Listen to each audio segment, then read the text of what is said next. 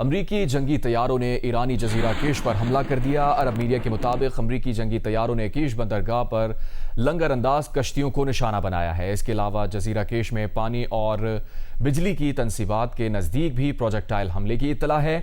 इसी दौरान ईरानी मीडिया के मुताबिक ईरान के कशम जजीरे में भी धमाके सुने गए हैं। जजीरे के गवर्नर हाउस से जारी बयान में कहा गया है कि ये धमाके अमरीकी प्रोजेक्टाइल के हमलों के नतीजे में सुने गए हैं।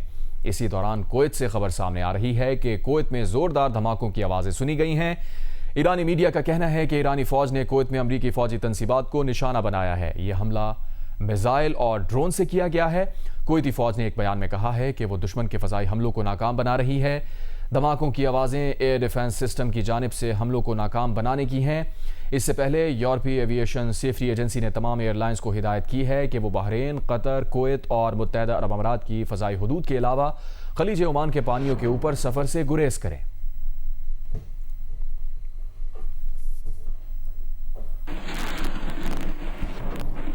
उधर ईरानी पासदारान इनकलाब का कहना है कि बहरीन और कुवैत में दुश्मन के असलहा ज़खायर को निशाना बनाया है। जब तक अमरीकी शैतान मौजूद रहेगा, तेल और गैस का एक कतरा खित्ते से बाहर नहीं जाएगा। अमरीका के जारहाना इक़दामात का अपना हुरमुज़ खुलने में ताख़ीर के सिवा कोई नतीजा नहीं निकलेगा। कुवैत के अली अल सालेम एयरबेस में ड्रोन लॉन्चिंग पैड को निशाना बनाया गया। हमले ईरान पर अमरीकी हमलों के जवाब में किए गए हैं।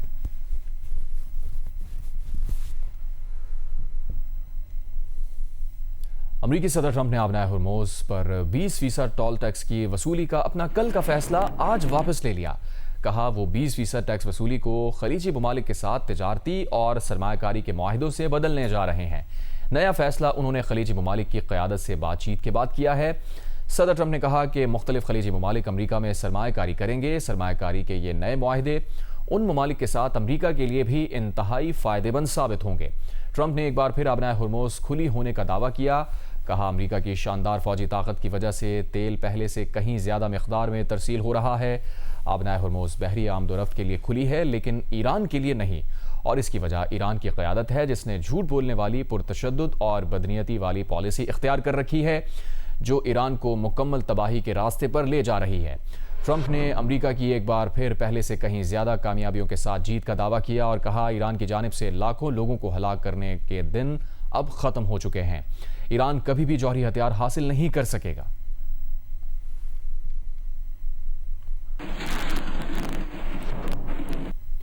आबनाए हुरमुज़ से 20% टैक्स वसूली के फैसले से यू टर्न लेने के अमरीकी सदर ट्रंप के फैसले की मजीद तफसीलात सामने आई हैं।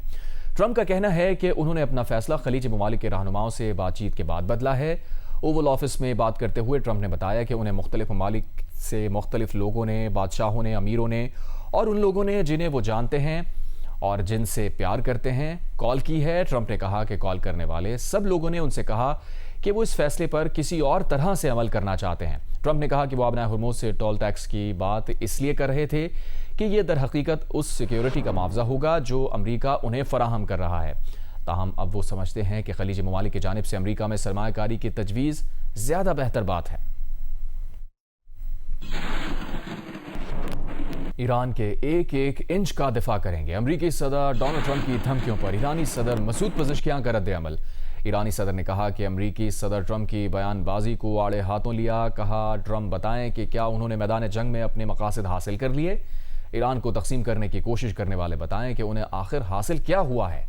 ईरानी सदर का कहना था कि हम अपने इक़दामात से अपने वतन के एक एक इंच का दिफा करेंगे।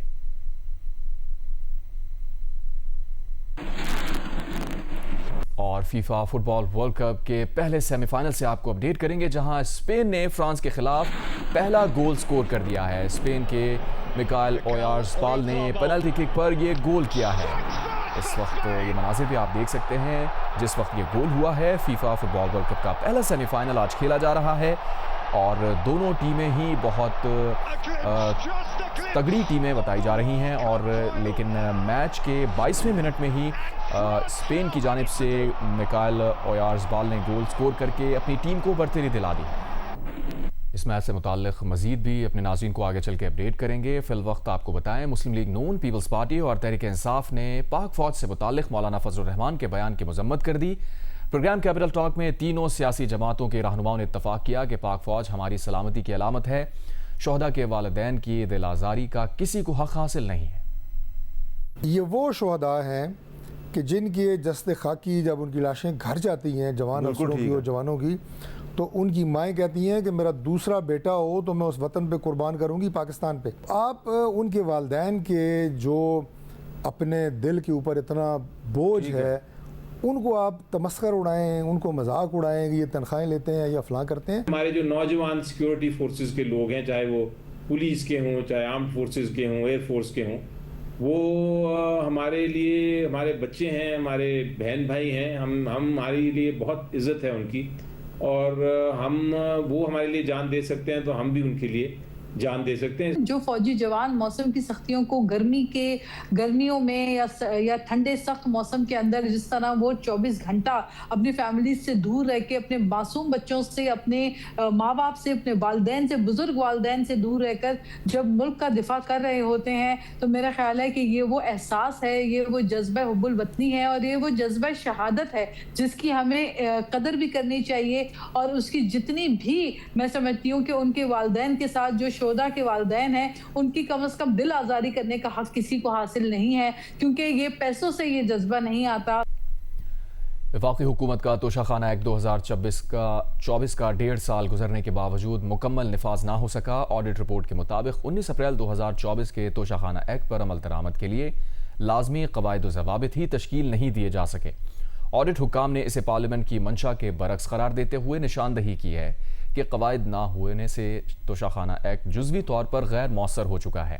मामला हुकूमत के नोटिस में लाने के बावजूद काबीना डिवीज़न ताहाल कोई तसल्ली बख्श जवाब नहीं दे सकी। इस पर रिपोर्ट करेंगे वक़ार सत्ती।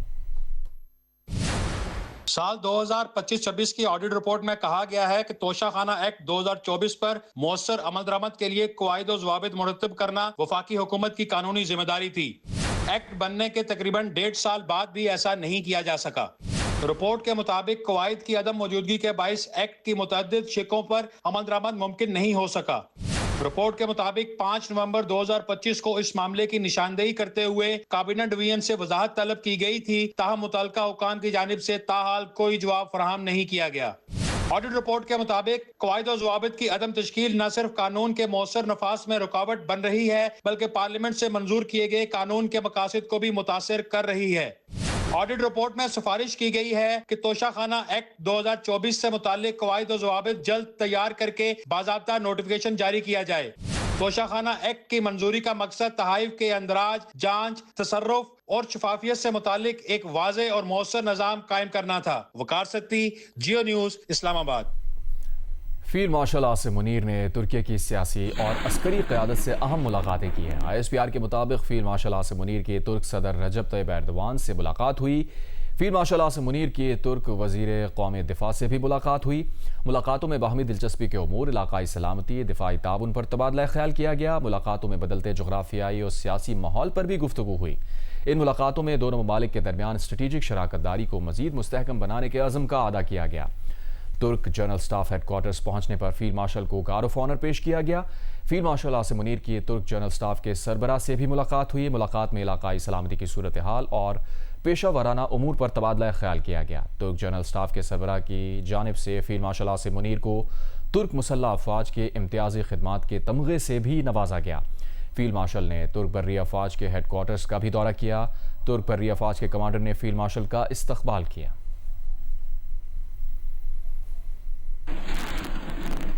कराची में वली का सोशल सिक्योरिटी अस्पताल से जुड़े HIV आउटब्रेक पर सूबाई वजीर मेहनत सईद गनी का कहना है कि हुकूमत ने अक्टूबर 2025 में इब्तदाई केसेस सामने आते ही तहकीकात का आगाज़ कर दिया था। अब तक 10,500 अफराद की स्क्रीनिंग की जा चुकी है। 120 अफराद में HIV की तशखीस हुई, जिनमें 78 बच्चों का ताल्लुक़ वली का अस्पताल से है। वज़ीर मेहनत ने एतराफ़ किया कि अब तक 6 बच्चे इंतकाल कर चुके हैं और गफलत बरतने वालों के खिलाफ कार्रवाई का अमल जारी है। राना जावेद की रिपोर्ट। सूबाई वजीर बराए मेहनत सईद गनी ने कहा है कि वली के अस्पताल में HIV केसेस सामने आने के बाद ये तासुर दिया गया कि हुकूमत ने कुछ नहीं किया, लेकिन हकीकत इसके बरक्स है। अक्टूबर 2025 में इब्तिदाई केसेस सामने आने पर फौरी तौर पर CDC की टीम ने बच्चों की स्क्रीनिंग की।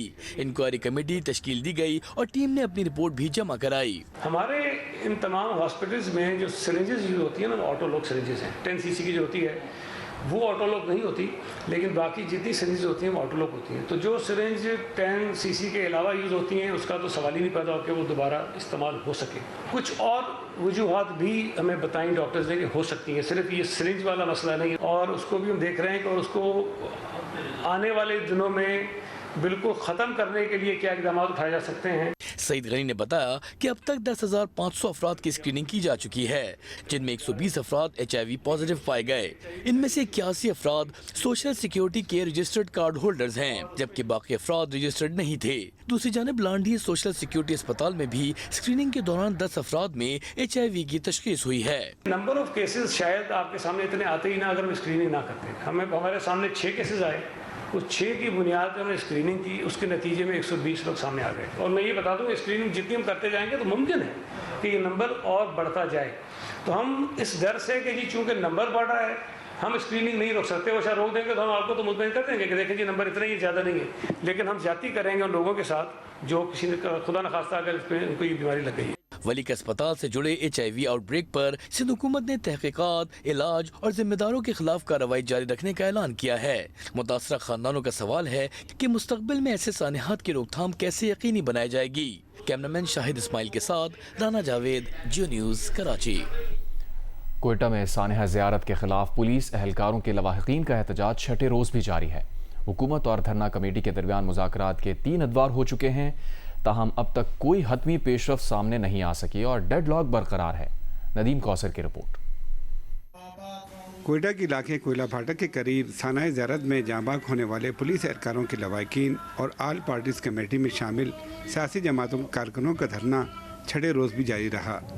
लवाहिकीन और आल पार्टीज कमेटी ने वाक़े की तहकीकात के लिए जुडिशल कमीशन के क़याम समेत 5 मुतालबात हुकूमत के सामने पेश किए हैं। मुसलसल हुकूमत भी राबिते में है, हम लोगों ने बेसिकली बुनियादी 3-4 जायज़, बिल्कुल जायज़ कानूनन ऐसे नुकात पेश किए हैं, और कोई चीज़ न पैसों का डिमांड है न किसी और चीज़ का डिमांड, सिर्फ वो हुकूमत के रिट कायम करने का हम लोगों ने डिमांड किया है उसमें। दूसरी जानिब हुकूमत और धरना कमेटी के दरमियान मुज़ाकरात के अब तक 3 अदवार हो चुके हैं, ताहम ज़ियारत वाक़े की तहकीकात के लिए जुडिशल कमीशन के क़याम पर इत्तफ़ाक़ के अलावा दीगर अहम नकात पर कोई पेशरफ्त नहीं हो सकी। हुकूमती नुमाइंदे मुज़ाकरात के ज़रिए मसाइल के हल के लिए पुरुम्मीद हैं। वाइकिंग की जो डिमांड्स हैं वो जुडिशल कमीशन के हवाले से और दूसरे मामलात के हवाले से उनके साथ हमारी हमदर्दी है और वो गवर्नमेंट को करनी चाहिए।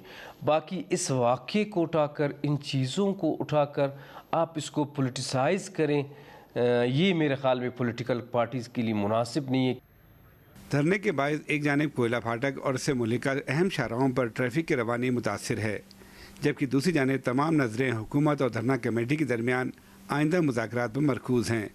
देखना यह है कि आया डेडलॉक ख़त्म होता है या एहतजाज का दायरा मज़ीद वसी होता है। कैमरामैन एक्मी रॉजर के साथ Nadeem Kausar, Geo News, Quetta. Chairman peoples party Bilawal Bhutto Zardari ने कहा है कि पीपल्स पार्टी हर दौर में कश्मीर के अवाम के साथ खड़ी रही है। मुजफ्फराबाद में इजलास से खिताब करते हुए कहा कि आपने 30 दिन तक एहतजाज का रिकॉर्ड बना लिया, एहतजाज ता हयात के लिए नहीं होते, अब इस एहतजाज को ख़त्म करें, आए बात करें। तारीख़ ने हमें सिखाया है कि इंतहा पसंदाना रवैयों से हमें हुकूक हासिल नहीं होते, हमें निज़ाम में रहते हुए हुकूक हासिल करने होंगे। इंतखाबी अमल से बॉयकॉट करने वाली सियासी जमातों के अमल की मजम्मत करते हैं। आज़ाद कश्मीर अपने नाम में आज़ाद है मगर अमली तौर पर ग्रांट्स पर चलता है। आज़ाद जम्मू कश्मीर वफाकी हुकूमत में एक वजारत को जवाबदेह है या अपने वज़ीर आज़म के। सियासी जमातों को सोचना होगा कि कैसे हम आज़ाद कश्मीर के नौजवानों की उम्मीदों को पूरा करना है। अगर आज़ाद कश्मीर के नौजवानों की उम्मीदों की तकमील नहीं होगी तो इंतशारी क़ुव्वतें फ़ायदा उठाएंगी। आज़ाद कश्मीर की नई नस्ल स्टेटस को से मुतमईन नहीं है, उनको पुरानी तनख्वाह पर नहीं चलाया जा सकता। चाहता हूँ कौमी असम्बली में आज़ाद कश्मीर की ऑब्ज़र्वर के तौर पर ही एक अबूरी नुमाइंदगी हो। कौमी असम्बली में अबूरी नुमाइंदगी होगी तो रावलाकोट वाला अपनी तारीख बता सकेगा।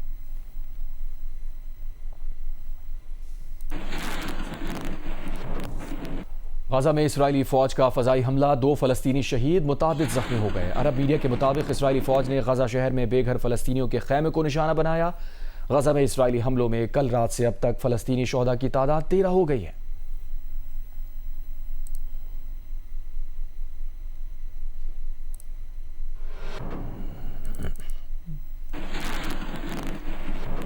कराची के इलाके लियारी में ज़ेर तामीर इमारत पर मोटरसाइकिल सवार की जानिब से क्रैकर हमले में 3 अफराद जख्मी हो गए हैं। तफसील बताएंगे राहील सलमान। जी, लियारी का इलाका है फूल पत्ती लेन, जहाँ पर हैंड ग्रेनेड अटैक किया गया और उस हमले के नतीजे में 3 अफराद जो हैं ज़ख्मी हुए। वाक़े की इत्तला मिलते हैं यहाँ पर पुलिस और रेंजर्स की भारी नफरी पहुँच गई, जबकि इसके साथ साथ ज़ख्मी होने वाले अफराद को फौरी तौर पर सिविल अस्पताल मुंतकिल किया गया।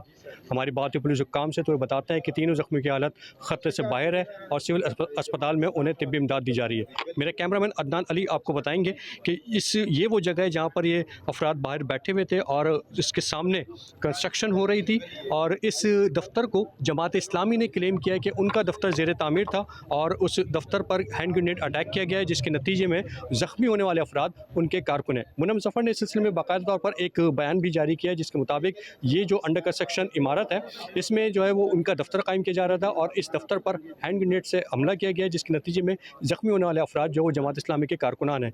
तीनों ज़ख्मी इस वक्त अस्पताल में ज़ेर इलाज हैं। वाकई तहक़ीक़ात जारी है, क्राइम सीन यूनिट यहाँ पर पहुँच चुका है और इब्तिदाई तौर पर ये क्रैकर मालूम हो रहा है। मज़ीद तहक़ीक़ात जारी है। जी, कराची के नौजवान जयंत कुमार ने अमरीकी यूनिवर्सिटी हार्वर्ड के बैनुल-अक़वामी कारोबारी मुकाबले में कामयाबी हासिल करके मुल्क का नाम रोशन कर दिया। मुकाबले के जजेस का ताल्लुक दुनिया की 500 बड़ी कंपनी से था। जयंत कुमार का बताना है कि वो गुज़िश्ता 2 बरस से मुख्तलिफ मुकाबलों में हिस्सा ले रहे हैं और मुतादिद एजाज़ात अपने नाम कर चुके हैं। ये मुकाबला क्या था और किस मुनफरिद आइडिया पर उन्हें यह एजाज़ मिला, नुमाइंदा जियो न्यूज़ जमात जोखियो रिपोर्ट कर रहे हैं। कराची से ताल्लुक़ रखने वाले नौजवान Jayant Kumar Harvard crimson business मुकाबला जीतने वाले पहले पाकिस्तानी बन गए। इस आलमी मुकाबले में 1000 से ज़ायद टीमों ने शिरकत की, जिसमें सब ने अपने बिजनेस आइडियाज़ पेश किए। तहम जयंत कुमार ने पहली पोजीशन हासिल की। मैंने यहाँ रीजनली भी कराची में भी कंपटीशन किया, नेशनली भी मेरा नंबर 1 पोजीशन भी आया। तो बहुत टाइम से ऐसे कंपटीशन कर रहा हूँ, तो जाहिर सी ऐसे कर तो आपके एल्गोरिदम पे गूगल पे आते हैं सजेशन। तो मुझे एक्चुअली ईमेल आई थी एक दिन, तो उससे मुझे पता चला। फिर उसके बाद जो हमारे स्कूल के टीचर्स थे, खास तौर मिस्टर लैंडर जो हमारे स्कूल के प्रिंसिपल हैं, वो बहुत सपोर्टिव थे। जब भी मैं ऐसे कंपटीशन करता हूँ या कोई भी कंपटीशन करता हूँ, ज़ाहिर सी टाइम लगता है, तो उसको अकोमोडेट करने के लिए ये लोग बहुत कन्वीनियंट होता है मुझे लीव करने देने के लिए कि मैं जाऊं कम्पीट करूं, अथवा अटेंडेंस पे भी इशू नहीं होता। जयंत कुमार के मुताबिक उनका बिजनेस आइडिया मसनूई जहानत के जरिए रिसर्च के अमल को तेज़ और आसान बनाना था। मेरा तो आइडिया था केमिकल इंडस्ट्री में, कोई भी पाकिस्तानी केमिकल मैन्युफैक्चरर हो या कोई भी छोटे मुल्क से हो, वो कोई भी डाई बना रहा है, कोई भी केमिकल प्रोडक्ट बना, आपका कोई भी प्रोडक्ट समझो बहुत महंगा हो गया।